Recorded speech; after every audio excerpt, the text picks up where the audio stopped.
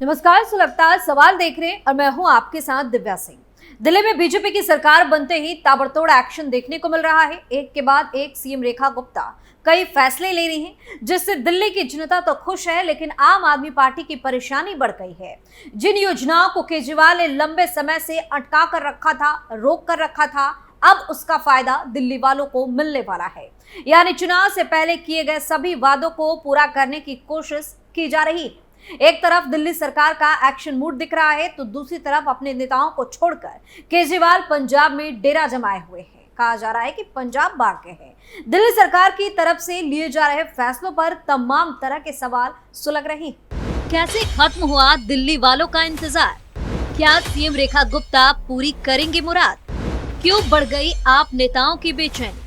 सरकार के किस फैसले की हो रही चर्चा? इन सवालों ने सियासी पारा हाई कर दिया है और केजरीवाल की फजीहत करानी शुरू कर दी, क्योंकि कहा जा रहा है कि केजरीवाल ने इस तरह के फैसले क्यों नहीं लिए, ऐसा काम क्यों नहीं किया और किस तरह तरह की बातें हो रही है। दरअसल दिल्ली वालों को जिसका बेसब्री से इंतजार था, वो अब घड़ी आ गई। देश के अन्य राज्यों को जो सुविधा मिल रही थी, दिल्ली उससे वंचित था। दिल्ली वालों को केंद्र सरकार की उस योजना का लाभ नहीं मिल रहा था, जानबूझकर नहीं मिल रहा था, जो गरीबों के लिए संजीवनी समान है। अब दिल्ली में रेखा गुप्ता सरकार के आने से वो पुरानी मुराद भी पूरी होने जा रही है। जी हाँ, दिल्ली में आयुष्मान भारत योजना कब से लागू होगा, इस सवाल का जवाब मिल गया है। अब दिल्ली वाले भी आयुष्मान योजना का लाभ उठा पाएंगे और पैसे के बगैर अब किसी की भी जान नहीं जाएगी। कैसे होगा अब दिल्ली वालों का कल्याण? दरअसल दिल्ली के निवासियों के लिए एक बड़ी राहत की खबर आई। आयुष्मान भारत योजना 5 अप्रैल 2025 से दिल्ली में लागू होने जा रही है। आयुष्मान भारत योजना को प्रधानमंत्री जन आरोग्य योजना के नाम से भी जाना जाता है। आज से यानी 5 अप्रैल को आयुष्मान योजना लागू करने के बाद 10 अप्रैल तक 1 लाख लोगों को इस योजना से जोड़ा जाएगा। दिल्ली में आयुष्मान योजना के तहत गरीब परिवारों, खासकर अंत्योदय योजना से जुड़े परिवारों को प्राथमिकता दी जाएगी, ताकि उन्हें मुफ्त स्वास्थ्य सुविधा मिल सके।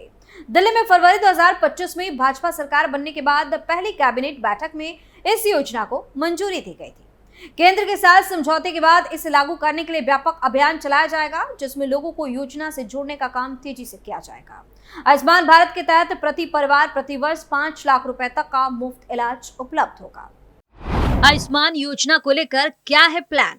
सूत्रों की माने तो आयुष्मान योजना लागू होने के बाद मरीजों के रिकॉर्ड डिजिटल रूप में रखे जाएंगे।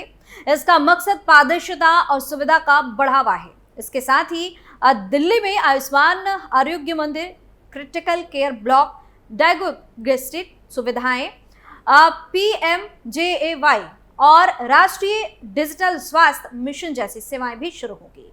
यह कदम दिल्ली के स्वास्थ्य ढांचे को मजबूत करने की दिशा में एक बड़ा प्रयास माना जा रहा है। पहले आम आदमी पार्टी की अरविंद केजरीवाल सरकार ने अपनी स्वास्थ्य योजना के चलते इसे लागू करने से इनकार किया था, लेकिन अब नए प्रशासन ने इसे प्राथमिकता दी है। देश में 2018 से ही आयुष्मान योजना लागू है।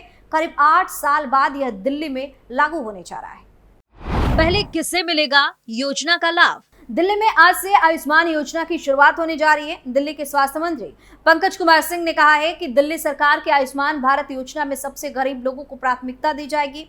इसका उद्देश्य दिल्ली के स्वास्थ्य संबंधी बुनियादी ढांचे में सुधार करना है। इससे मरीजों को बेहतर प्राथमिक देखभाल मिलेगी और स्वास्थ्य सेवाएं बढ़ेंगी। मरीजों के रिकॉर्ड डिजिटल रूप में रखे जाएंगे, जिससे बेहतर निगरानी और प्रबंधन हो सके। उन्होंने आगे कहा कि हम सबसे पहले उन लोगों को कार्ड जारी करेंगे जिन्हें इसकी सबसे ज्यादा जरूरत है, जिसमें अंत्योदय अन्न योजना यानी कि AAY के तहत लाभार्थी और प्राथमिकता वाले परिवार शामिल हैं। इसके बाद इस योजना के तहत लाभार्थियों के दायरे का और विस्तार करेंगे। दिल्ली सरकार ने अपनी पहली कैबिनेट बैठक में इस योजना को मंजूरी दी थी। दिल्ली सरकार में भारत सरकार के 5 लाख के अलावा 5 लाख का टॉप अप करके 10 लाख रुपए करने का स्वास्थ्य इंश्योरेंस का टॉप अप देने का फैसला किया है। दिल्ली सरकार ने 2025 से 26 के लिए स्वास्थ्य सेवा बजट में 48% की वृद्धि की है। दिल्ली में अभी 70 से ज्यादा अस्पतालों में आयुष्मान कार्ड चलता है। इस योजना के लागू होने के बाद इसकी संख्या बढ़ोतरी हो सकती है। इन अस्पतालों में आयुष्मान कार्ड से इलाज करवाया जा सकता है। क्यों सरकार लाएगी स्मार्ट कार्ड? वहीं राष्ट्रीय राजधानी दिल्ली में मुफ्त में बस यात्रा करने के लिए बीजेपी सरकार ने अहम फैसला लिया है। अधिकारियों की ओर से ये जानकारी दी गई है कि दिल्ली सरकार की मुफ्त बस यात्रा योजना सिर्फ उन महिलाओं के लिए ही रहेगी जो राष्ट्रीय राजधानी में रहती है। अधिकारियों ने बताया कि दिल्ली परिवहन विभाग यानी कि डीटीसी की महिलाओं को मुफ्त बस यात्रा की सुविधा देने के लिए स्मार्ट कार्ड जारी करने जा रहा है और इसके लिए जल्द ही कवायद भी शुरू होगा। खास बात यह है कि कार्ड आजीवन वैध रहेगा। कब शुरू होगी रजिस्ट्रेशन की प्रक्रिया? रजिस्ट्रेशन के बारे में अधिकारियों का कहना है कि दिल्ली में बीजेपी सरकारी बसों में मुफ्त यात्रा के लिए स्मार्ट कार्ड पाने की इच्छुक महिलाओं के लिए रजिस्ट्रेशन की प्रक्रिया जल्द ही शुरू करेगी। राष्ट्रीय राजधानी में ये कदम मुख्यमंत्री रेखा गुप्ता के पिछले महीने दिल्ली विधानसभा के बजट सत्र में पूर्ववर्ती आम आदमी पार्टी सरकार पर पिंक टिकट स्कीम के तहत भ्रष्टाचार का आरोप लगाने के कुछ दिनों बाद उठाया गया है।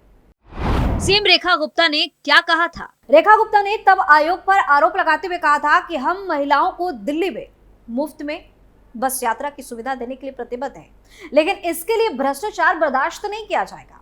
हम महिलाओं के लिए डिजिटल यात्रा कार्ड जल्द ही शुरू करेंगे जो उन्हें सरकारी बसों में कभी भी स्वतंत्र रूप से मुफ्त यात्रा करने की सुविधा प्रदान करेगा, जिससे टिकट से जुड़ा गुलाबी भ्रष्टाचार खत्म हो जाएगा। साथ ही उन्होंने इस बात पर भी जोर दिया कि इस मामले में दक्षता बढ़ाने के लिए टिकट सिस्टम को पूरी तरह से डिजिटल किया जाएगा। सीएम गुप्ता ने कहा था कि संपूर्ण प्रणाली का आधुनिकीकरण किया जाएगा। यही नहीं, पारदर्शिता और दक्षता सुनिश्चित करने के लिए मौजूदा त्रुटिपूर्ण योजनाओं में भी सुधार किया जाएगा। कैसे 2019 में शुरू हुई फ्री सेवा? पिछली आम आदमी पार्टी सरकार ने साल 2019 में भाई दूज के अवसर पर दिल्ली में पिंक टिकट की स्कीम शुरू की, जिसके तहत महिलाओं को दिल्ली परिवहन निगम की बसों में फ्री यात्रा की सुविधा प्रदान की जाती है।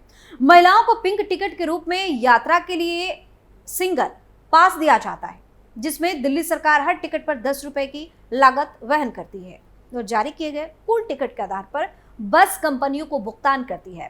फिलहाल अधिकारियों का दावा है कि बीजेपी सरकार के अगले 2 से 3 हफ्ते के अंदर स्मार्ट कार्ड पहल पर काम शुरू करने वाली। उन्होंने ये भी साफ किया है कि स्मार्ट कार्ड केवल दिल्ली में रहने वाली महिलाओं को जारी किया जाएगा, जिससे वे बिना किसी पाबंदी के कहीं भी कभी भी यात्रा कर सकेगी। क्या केजरीवाल भी कर सकते थे ये काम? इतना ही नहीं, दिल्ली में सीएम रेखा गुप्ता के नेतृत्व में नई सरकार बनने के बाद कई चीजें तेजी से बदली है। दिल्ली सरकार और केंद्र के बीच का टकराव खत्म हो गया है। यमुना की सफाई को लेकर भी सरकार ने कुछ अहम कदम उठाए हैं। इस बीच एक और अच्छी खबर सामने आई, इससे दिल्ली वाले राहत भरी सांस भी ले सकते हैं। दरअसल दिल्ली के लिए एक सबसे बड़ी समस्या प्रदूषण रही है।